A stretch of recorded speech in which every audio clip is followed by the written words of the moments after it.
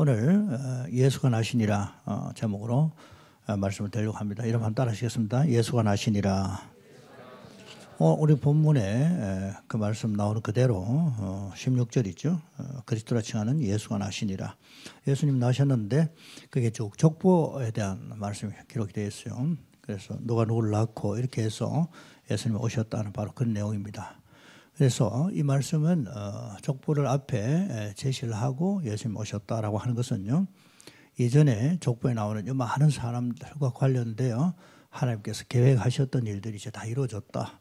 그 족보 그냥 족보가 아니고 계보라고 하고, 이것은 이 족보라고 할 때 우리 보통 우리가 우리 저 같으면 하만조가 족보 하듯이 그거보다도 이 계보는 예수 그리스도에 대한 이야기란 뜻이에요. 그 예수님에 대한 이야기가 족보로 축약이 된 거예요. 그래서 여기 보면 한 사람 한 사람 보면 구약 그 스토리들이 다 있습니다. 이 모든 스토리들이 이어져서 하나님께서 그들 가운데 그 당시에 약속하셨던 것들이 마침내 이루어졌다. 그런 의미의 이 족보가 기록되어 있다는 것을 우리가 먼저 전제를 하고요.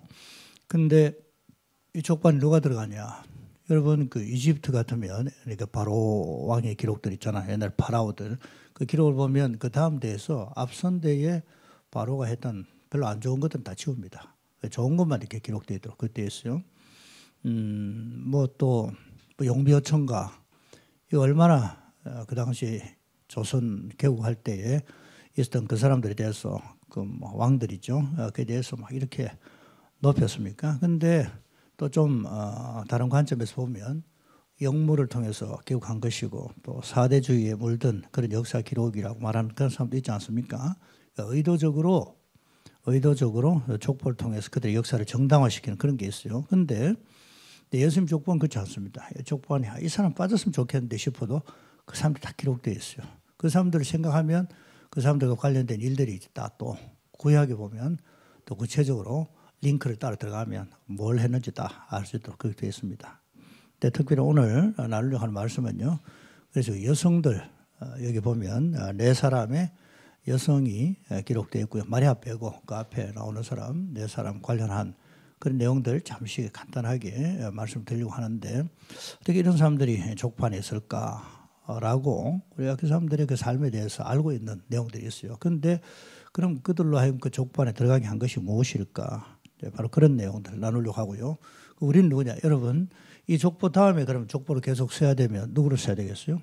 예수 그리스도로 말미암아 하나님의 자녀된 우리가 이제 이 족보 안에 들어가는 거예요. 구약의 족보에 여기서 거쳐졌지만 이제 이어지는 것은 이 족보 뒤에 족보를 기록해라. 천상의 족보 여기 나타나진 않았지만 보면 거기에는 저와 여러분들의 이름 같이 들어가 있는 겁니다. 그래서 인류의 모든 역사들이 마무리되고 우리 하나님 나라의 그 족보를 가져오너라 할 때 거기에 우리 이름이 기록된 바로 그런 족보가 있는 줄 우리는 믿는 거예요. 그게 이제 그 생명록, 우리 생명록, 그 생명책에 우리 이름이 다 들어있는 것입니다. 근데 오늘 그래서 먼저는요, 족보 안에 들어있는 사람들 보면 첫째는 네 사람 이야기하려고요. 첫째는 여러분 잘 아시는 라합이고, 그다음 다말이고, 그다음 우룻이고, 그다음 바세바 네 사람 대한 이야기예요. 벌써 이름만 이야기해도 그분들 좀 좋은 점도 있지만은 좀 부정적인 그런 스토리들도 있다는 걸 좀 같이 이렇게 알고 계시지 않습니까? 근데요, 그래서 이 사람들이 이 족보 안에 하나님 그 택하신 백성 안에 들어온다는 것은 자기들 쪽에서 시작된 게 아니에요. 일단 이니셔티브는 하나님이 가지신 거예요. 하나님이 주권적으로 이들을 부르신 겁니다. 부르셔서 오신. 우리도 마찬가지입니다. 여러분, 우리가 하나님 부르셔가지고 예수 그리스도로 말미암아 하나님의 족보에 들어가 있는 자들인 줄 믿습니다. 그래서 일단은 이제 하나님 편에서 시작하셨어요. 그럼 조건이 있었냐? 하나님께서 택할 때 조건 없어요. 조건이 없고 은혜입니다. 왜냐하면 이제 행실이나 그때 했던 일들을 보면 그걸로 하나님 앞에 점수 딸 만한 사람이 잘 없거든요. 근데 그러니까 하나님이 주권적으로 택하시고 은혜를 베풀어 주셨다. 그래서 이 족반에 들어갔다는 것 우리 알 수 있겠죠. 그래서 우리가 당신이 어떻게 족반에 들어왔어 하면 다른 것 아닙니다. 첫 번째는 하나님 은혜입니다. 하나님 나를 택하셔서 넣었기 때문에 그 누구도 거기에 대해서 반대할 자가 없는 것입니다. 근데 오늘 나누려고 하는 것은요, 이제 그렇게 하여 이 족반에 들어갔지만은 그럼에도 불구하고 그들로 그 은혜 안에 있게 했던 것이 무엇인가? 그 부분 간단하게 한번 정리를 하려고 그렇게 생각합니다. 제일 먼저 여러분 그 라합인데요. 라합은 여기 5절에 나오죠. 살몬은 다말부터 먼저 해야 되겠네. 다말부터 순서대로 3절에 나오네, 그죠? 3절에 유다는 다말에게서 베레스와 세를 낳고 베레스는 헤솔을 낳고 헤솔은 남을 낳고 그때서 먼저 여러분 다말이라고 하는 여성은요 유다의 며느리입니다. 그리고 그 당시 그 여성들의 위치라는 것은요 참 그 굉장히 왜곡되어 있고 자기의 권리를 주장할 수 없는 그런 문화적 배경이었어요. 근데 여기 다말이요 창세기 38장에 보면 한 가지 있어요. 아주 여성 혐오적인 그런 분위기지만은 자기 권리를 확실하게 단호하게 주장하는 거예요. 다른 거 하나도 없어요. 유일한 자원은 뭔가 하면 자기가 주장할 수 있다고 생각되는 그것을 포기하지 아니하고 절대 타협하지 아니하고 양보하지 아니하고 그것을 주장했던 바로 그런 사람이에요. 남편이 누군가 하면 그러니까 이 유다의 며느리입니다. 며느리인데 유다가 세 아들이 있었어요. 첫 번째 아들은 엘인데 그러니까 그 엘의 부인이었어요. 자기 남편이 죽었습니다. 근데 여러분 그 당시에 순서대로 형님이 자녀가 없이 돌아가시면 그 동생이 대를 이어주도록 하는 바로 그런 규례가 있었지 않습니까? 그 동생과 관계에서 대를 이어야 하는데 그 동생이 또 하나님 보실 때 옳지 않았습니다. 그 형수와 같이 살게 되는데 그럼 대를 이어주는 그런 의무를 해야 되는데 그거는 하기 싫어했던 거예요. 그래서 하나님께서 그 둘째 그 엘의 동생이죠. 오난입니다. 오난을 하나님께서 치셨어요.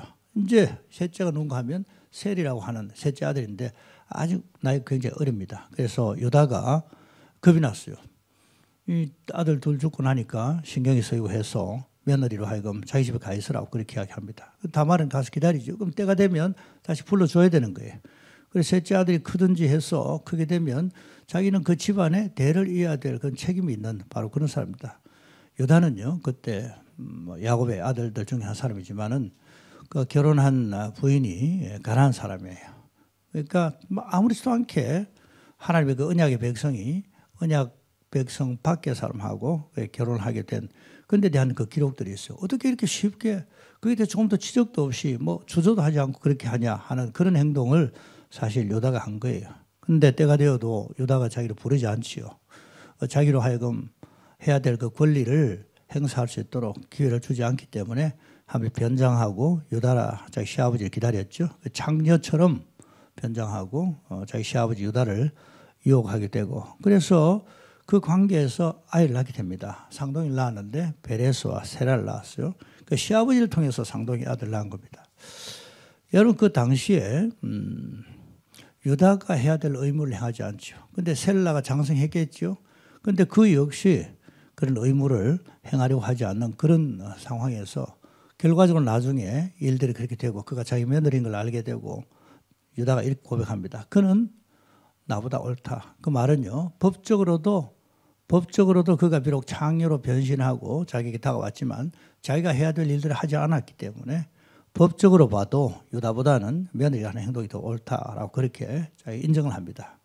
그러니까 윤리적으로도 그러하고 도덕적으로도 우리가 도덕적으로 어떻게 장녀 일을 할 수 있냐라고 생각하지만 그거보다도 유다가 했던 행동이 더 나쁘다. 자기 스스로 그렇게 인정을 한 거예요. 여기 보면 다말의 행동이 자연스럽지 않습니다.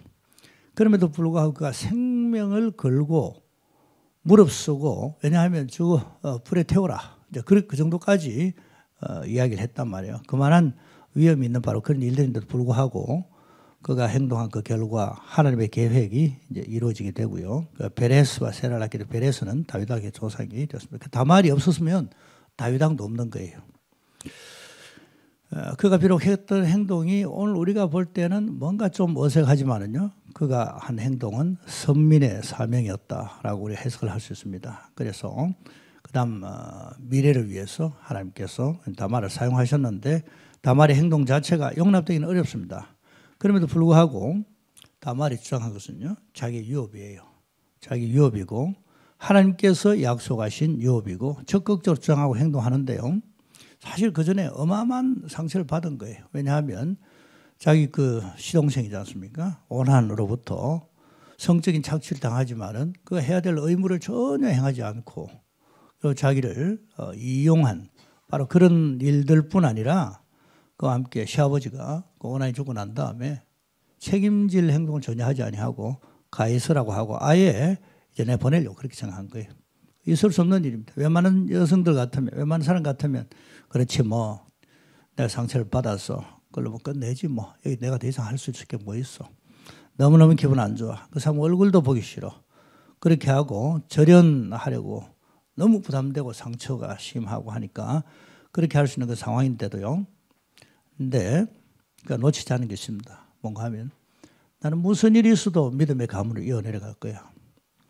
내가 이 믿음의 가문에서 밀려나지 않을 거야. 라고 그가 한 행동 중에 할 수 있는 행동은 자기로서는 그거밖에 없었던 거예요. 나는 이 집안에서 밀려나지 않겠어. 왜냐하면 물론 제 그 다말이요. 굉장히 신학적 지식이 있고 그랬지는 않았을 겁니다만은요. 그럼에도 불구하고 나중에 지나고 보면 유다의 지파를 통해서 예수 그리스도 오시는 명문 가문에 어쨌든 들어온 사람이에요.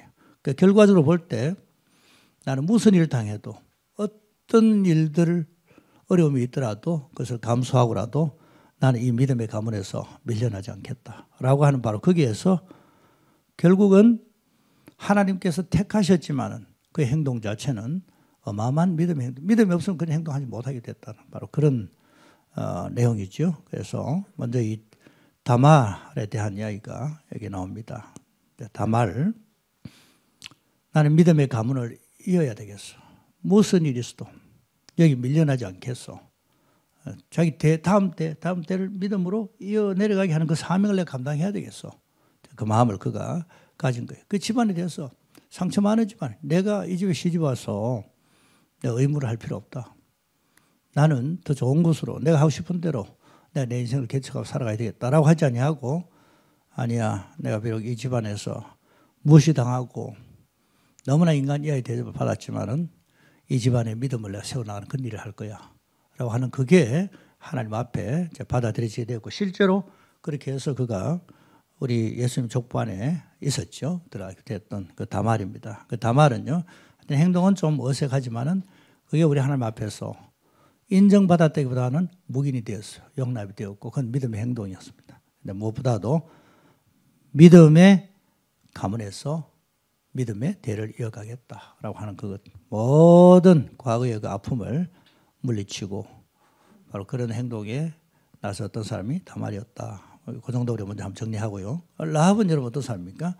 라합은 여러분 아시지만 여리고성에 살았던 기생입니다. 근데 두 사람이 정탐꾼이 왔어요. 근데 라합의 집에 유숙하게 되었습니다. 근데 외부인들이 어디 옵니까? 외부인들이 주막 같은 곳에 근데 오지요. 오면 거기에는 뭐 또 외부 손님들 이제 접대하고 동숙하고 그런 일들이 아주 자연스러웠겠어요. 근데 여리고성이 그렇게 큰 규모가 아닙니다. 근데 이들이 들어온 소식이 금방 퍼졌어요. 근데 라합이 이 정탐꾼을 숨겨주게 됐습니다. 결과적으로 나중에 이제 다 살게 되죠. 그 가족들이 여리고성 무너지게 되고 했는데요.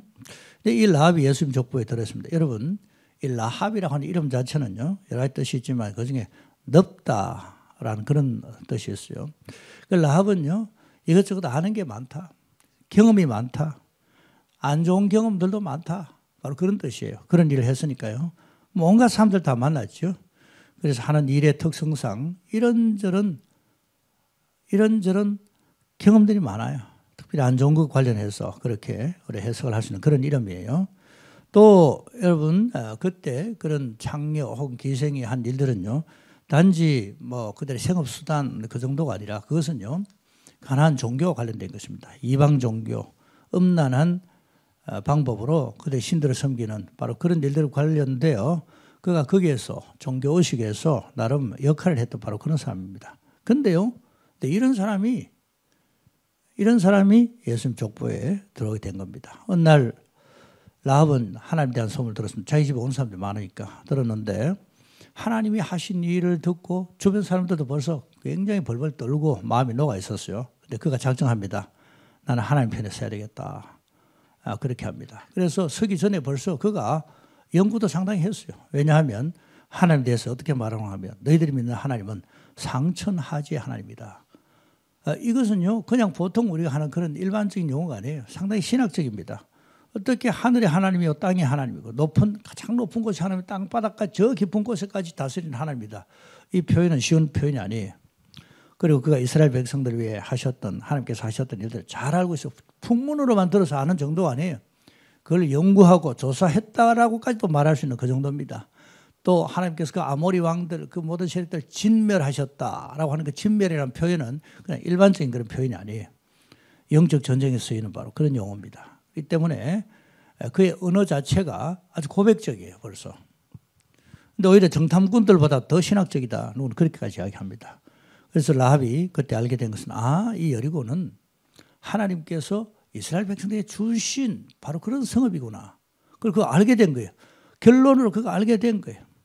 그래서 물리적인 위협을 무릅쓰고 정탐꾼들을 보호합니다. 근데 물리적인 위협뿐 아니라 심적인 부담도 있어요. 자기 민족과 반대편에 서야 되는 그런 입장이에요. 그래서 가문에 대한 배신감, 민족에 대한 배신감 이런 정서적인 부담들이 있잖아요. 그러나 그것까지도 자기가 넘어서는 거예요.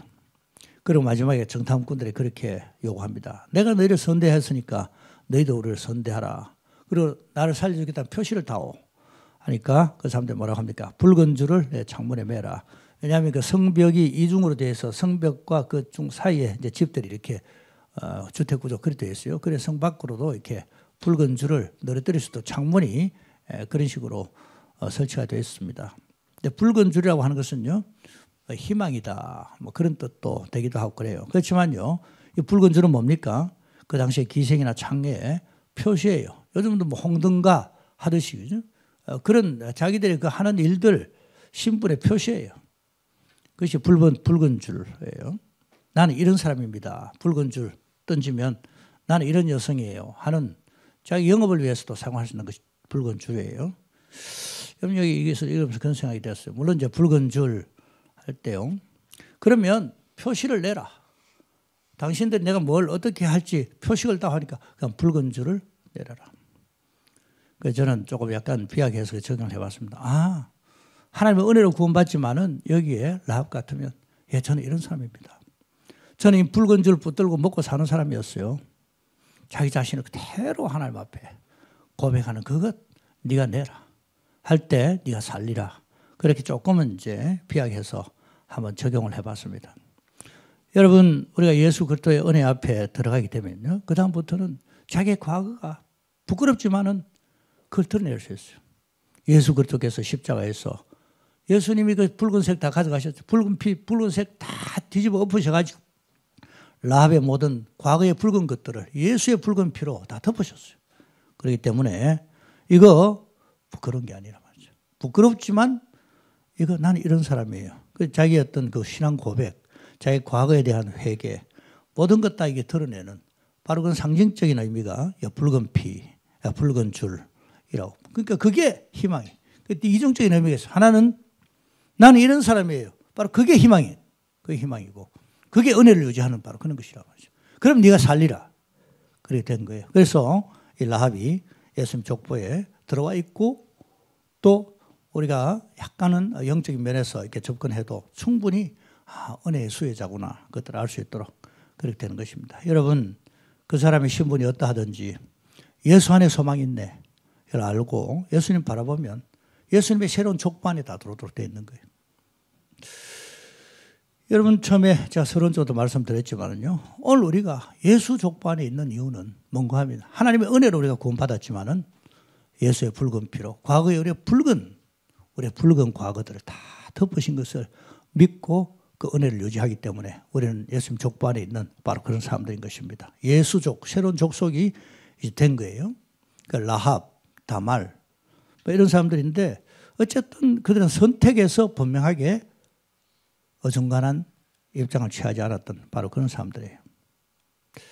근데 여러분 그 룻이 또 나와요. 근데 살몬은 라합에게서 보아스를 낳고 보아스는 룻에게서 오벳을 낳고 룻이 룻기 하나를 가지고 몇 달도 설교해도 할 수 있는 바로 그런 본문인데요. 룻은 나오미의 며느리였죠. 나오미가 나와는 남편도 잃고 두 아들도 잃고 또 아들이 결혼했죠. 며느리인데 두 사람. 그 오르바와 이 룻인데 이제 좀 뭐 시어머니하고 뭐 남편 이런 두 며느리만 같이 있는 거예요. 근데 이제 고향 돌아가겠다 하나님께서 고향 베들레헴에 은혜를 베푸셨다는 이야기를 듣고 이제 곡식도 그 전에 흉년이 있었으니까 이제 돌아가려고 그렇게 생각을 하고 하는데 이제 아시지만은 룻이 나오미를 따라오려고 그렇게 하는 거예요. 원래 나오미가 룻을 데리고 오려고 생각한 건 아닙니다. 여러분 그 여성들은 그 모압 땅에 남아있으면 훨씬 좋습니다. 근데 룻은 나오미를 따라가겠다고 해요. 근데 분명 왜 따라가려고 했지? 어떤 계기가 있을지에 대해서는 분명히 잘 알기는 어려워. 그러나 그러니까 분명하게 따라가기로 한 것은 우리가 역으로 생각하면 하나님의 백성이 되어야 되겠다라고 하는 어떤 계기가 있었던 거예요. 하나님의 백성이 되어야 되겠다. 하나님을 따라야 되겠다. 나오미를 따라간 이유는 뭔가 하면 나오미를 시어머니로 모시려고 하는 그 이상으로 나오미가 모시는 하나님이 내 하나님이고 나오미의 백성이 나의 백성입니다. 어머니의 백성이 나의 백성입니다. 그래서 내가 어머니하고 같이 살려고 합니다. 그렇게 된 거예요. 여러분 지금 나오미는요 오히려 하나님께서 나를 버리셨다. 그렇게 생각하는 입장인데요. 그래서 자기를 따라와 봐야 좋은 거 하나도 없어요. 없는데 룻은 끝까지 따라오겠다고 그렇게 이야기합니다. 그래서 그의 고백은요. 어머니의 하나님이 나의 하나님이고 어머니의 백성이 나의 백성입니다. 여러분 굉장히 불편한 거예요. 하나님은 믿지 뭐. 하나님 믿는데 그 백성들 가운데 그 한다는 참 하나님 어머니 고마워요. 제가 어머니 때문에 하나님 알게 됐어요. 그러니까 어머니 잘 들어가시고 저는 모압 땅에서 우리 뭐 제가 친숙한 친정집에서 우리 부모님들 뭐 나 잘해주니까 우리 부모님들하고 비록 그분들은 하나님 모르지만은 제가 여기서 하나님 잘 섬길게요. 그게 더 좋잖아요. 좋은데 뭐라고 합니까? 어머니의 백성이 내 백성이 되었습니다. 이게 참 저는 이 룻의 고백 중에 위대한 고백이라 그렇게 생각합니다. 여러분 하나님의 복을 받는 백성이 되기 위해서 하나님의 복을 받는 사람 되기 위해서 하나님 백성의 줄에 서는 거예요. 여러분 복은 좋지만 백성과 엮이는 것은 싫을 수 있어요. 사람들이 그렇게 말하잖아요. 난 복은 받고 싶고 구원은 받고 싶은데 교회에 매기는 싫어. 그런데요. 룻은 이것을 극복한 거예요. 내가 하나님을 섬기고 하나님의 백성에게 매이겠습니다. 하나님의 백성에게 엮이겠습니다. 하나님의 백성을 섬기겠습니다. 그러다 보니까 그 인생이 바뀌게 되는 거예요. 우연히 보아스의 밭에 가게 됩니다. 근데 우연이지만 이것을 가지고 우리가 섭리적인 우연이다. 그렇게 표현해요. 섭리적인 우연이다. 하나님의 개입이 있는 우연이라는 거죠. 그래서 마지막에는 시어머니 나오미의 조언에 따라서 담대하게 행동해요. 자칫하면요, 굉장히 위험한 거예요. 잘못된 소문이 날 수 있고요. 이제 그 다음부터 얼굴 들고도 다니기 어려운 바로 그런 위험을 그가 감수를 합니다. 근데요, 보아스는 자기를 찾아온 룻에 대해서 고맙게 생각하는 거예요. 나이가 좀 있었던 것 같습니다. 나 젊은 사람들이 참 많은데 잘생긴 사람들이 많은데 나 같은 사람에게 유업을 이어받는 기업을 물르는 그런 일을 해달라고 하고 당신께 내 인생을 드리겠습니다. 라고 할 때 보아스가 완전히 감동을 하게 되죠. 결국은 이렇게 보아스와 결혼하고 다윗 왕의 정조 할머니 된 것을 잘 알고 있습니다. 그러니까 하나님께서는요. 룻을 택하시고 룻에게 은혜를 베푸셨지만 룻은요. 그 은혜의 자리에 계속 있기 위한 그 자기가 선택한 건데 그게 뭔가 하면 그의 백성과 함께 가겠습니다. 이게 아주 기가 막힌 선택이었어요. 그러니까 내가 어머니 하나님을 섬기면서 고통과 고난이 수반되는 부담이 있는 그 일들은 내가 하지 않겠습니다. 아니라 그것까지 내가 다 떠맡겠습니다. 라는 그게 예수님의 족보에 들어오게 한 겁니다. 참 룻의 그 선택이지만은 고난을 선택했는데 어려움을 선택했는데 그게 우리 예수 그리스도의 족보에 들어오게 되고 결국은 그 대를 이어서 그리스도께서 나셨다. 예수가 나셨다. 그렇게 이어지는 것을 보게 됩니다. 한 분 더 우리가 잘 아시는 분이지만은요. 밧세바. 그 남편 우리아가 전쟁터에 나가 있는데 다윗 왕과 불륜을 저지르게 됐어요. 임신하게 됩니다. 다윗은 이것을 덮기 위해 온갖 방법을 다 썼습니다만 결국 안 되죠. 그래서 우리아를 전쟁터에서 싸우다가 전사한 것처럼 그렇게 꾸몄어요. 그래서 이제 모든 것 다 끝난 것 같았지만은 하나님 보고 계셨고 나중에 온 백성이 다 알게 됩니다. 나중에 나단 선지자가 와서 책망할 때 다윗이 겸손하게 그것을 받아들이고요. 근데 그때 배 속에 있었던 아이가 태어났는데 죽게 되고 나중에 누가 태어납니까? 솔로몬이 다시 태어나게 됐어요. 여러분 이 일 때문에 다윗 왕은 리더십이 아주 약화되도록 됐습니다. 근데 그렇게 태어난 솔로몬이 있잖아요. 근데 말년입니다. 말년에 배다른 형인 아도니아가 다윗 왕이요 자기가 왕이 되겠다고 하고 다윗 왕의 평생 신복 몇 사람을 데리고 자기 사람으로 만듭니다. 그리고 대관식을 거행합니다. 근데 이 소식을 알게 됐죠. 바세바가. 근데 다윗은 침상에 누워 있고 어떤 걸 할 수 있는 그런 형편이 아니었어요. 근데 다윗 왕을 찾아서 솔로몬이 왕이 되어야 됩니다. 그걸 이야기하죠. 그 내용은 우리가 읽어보면 잘 아실 수 있습니다. 근데 여기 역시 마찬가지입니다. 간단한 일이 아니에요. 여기 목숨이 왔다 갔다 하는 바로 그런 일이 달렸습니다. 그럼에도 불구하고 생명을 걸고 다윗 왕이 얘기합니다. 왕이요. 왕께서 하신 그 약속을 이행하셨으면 또 이행하셔야 됩니다. 라고 그렇게 주장하는 거예요. 단호하게 그 약속을 주장하면서 또 감정의 정세에도 함께 호소하는 거예요. 그래서 결과적으로 솔로몬이 왕이 되죠. 아도니아는 벌벌 떨고 자기가 했던 행동이 자기에게 치명적이 되도록 그렇게 된 겁니다. 여러분 이 바세바는요. 여기에 특별히 물론 자기의 생명도 달려있는 거예요. 지금 아도니아가 왕이 되면 자기가 어떻게 될지 알지 못해요. 그런데 여기에서 자기가 왕 앞에 나와서 다 강하게 단호하게 왕이 말씀하신 그 말씀을 이루셔야 됩니다라고 한 이유는 뭔가 하면 여기 아들 생명이 달려있어요. 아들 생명이. 여러분 예수 믿는 것은요. 내 생명만 달려있는 것이 아니라 자녀들의 생명이 달려있어요. 그래서 다윗을 통해서 다윗이 이미 말했잖아요. 하나님이 다윗을 통해서 말씀하셨거든요. 내게서 날 아들을 통해서 내가 집을 이루겠다. 물론 좀 멀리 예수 그리스도시지만 가까이는 솔로몬과 관련된 바로 그런 약속이거든요. 그래서 여러분 우리 족보에는 우리아의 아내다 그렇게 되어 있지만은 이제 바세바죠. 다윗 왕이 계보에 있게 되고 결국 그 솔로몬을 이어 예수 그리스도가 그 족보에서 태어나게 된 바로 그것을 우리 보게 됩니다. 그래서 이제 그 족보가요. 다윗 왕의 이전에 우리아의 족보에서 다윗 왕의 족보에 확실하게 올라가되 그 아들을 지킨 거예요. 아들을 지킴으로 믿음의 대를 지킴으로 예수님 족보에 들어간 이 바세바를 우리가 보게 되는 것입니다. 이 말씀을 정리하려고 합니다.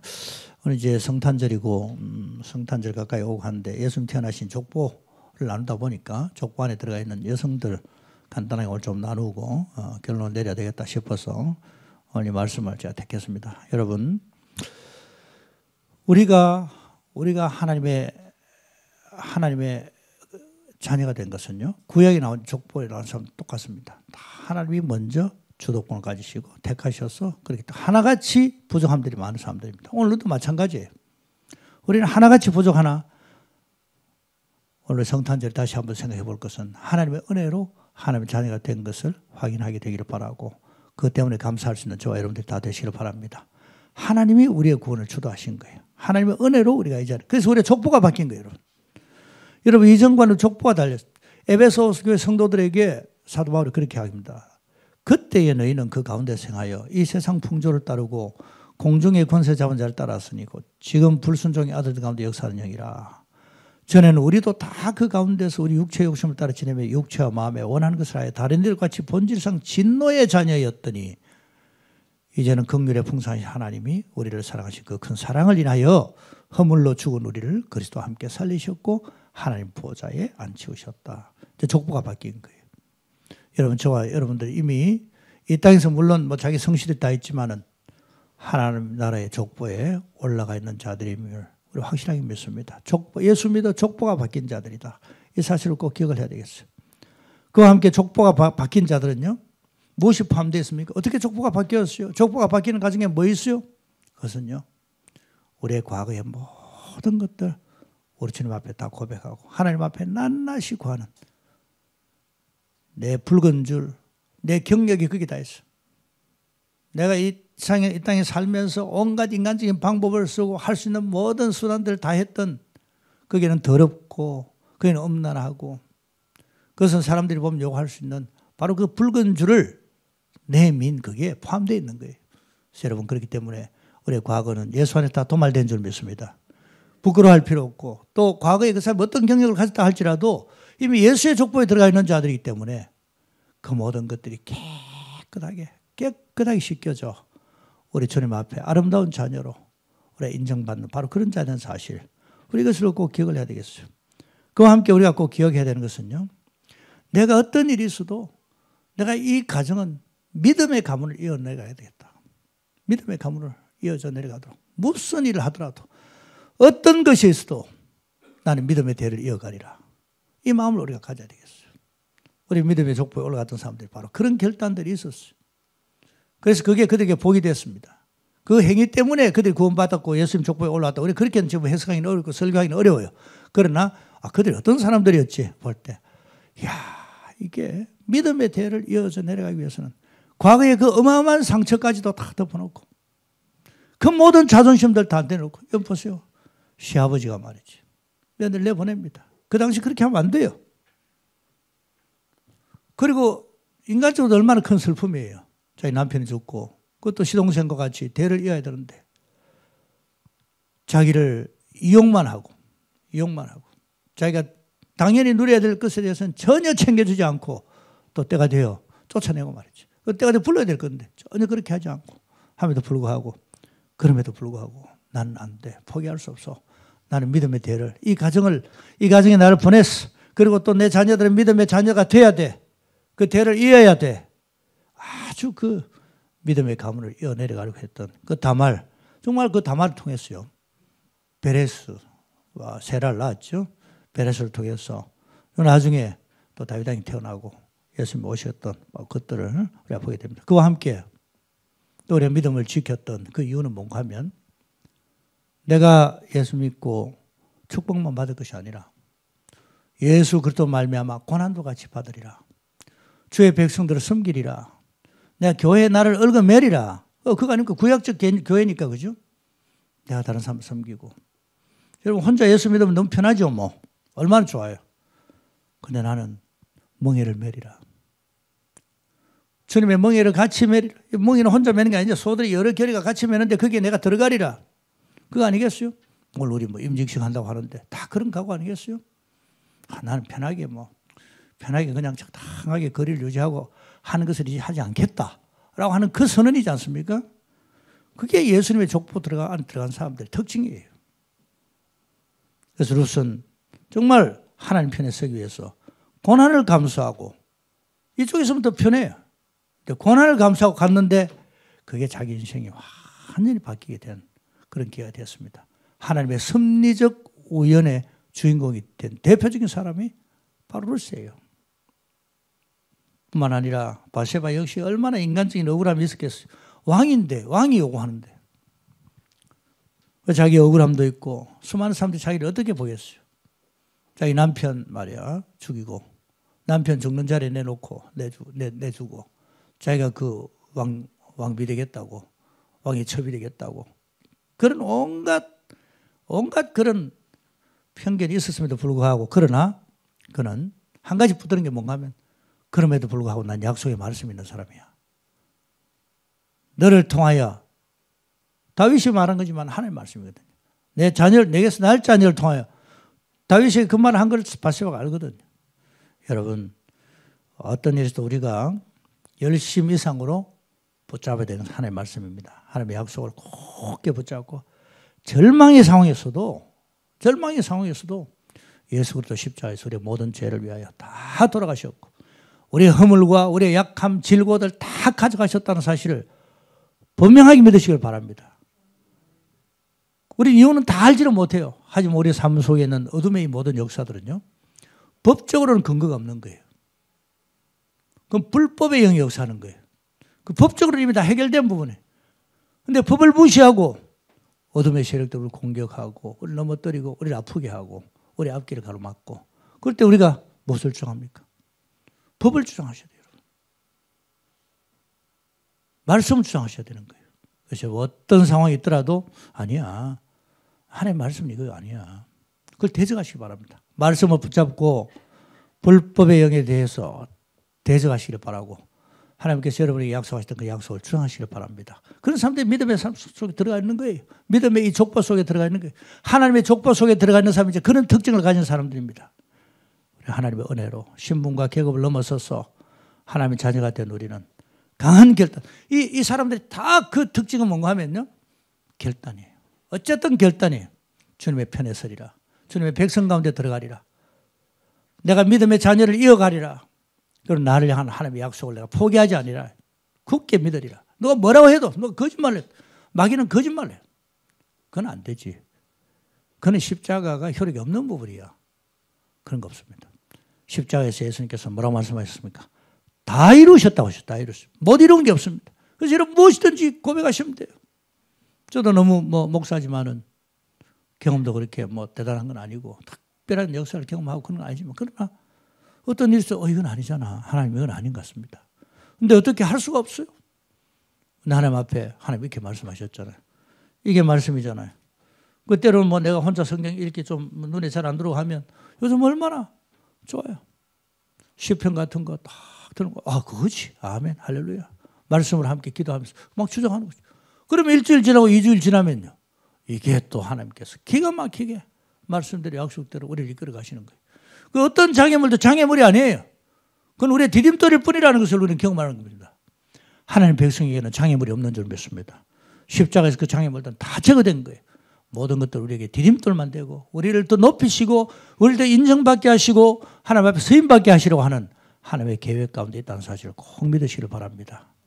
예수 그리스도 그런 사람들 위해서 오셨는데 그런 사람들 때문에 오셨는데 이제 다시 오실 예수 그리스도 그분을 준비하는 사람들은 바로 그렇게 삶의 결단 가운데 살아남을 통해서 하나님께서 이 땅 가운데 오실 예수의 길이 준비되는 줄 믿습니다.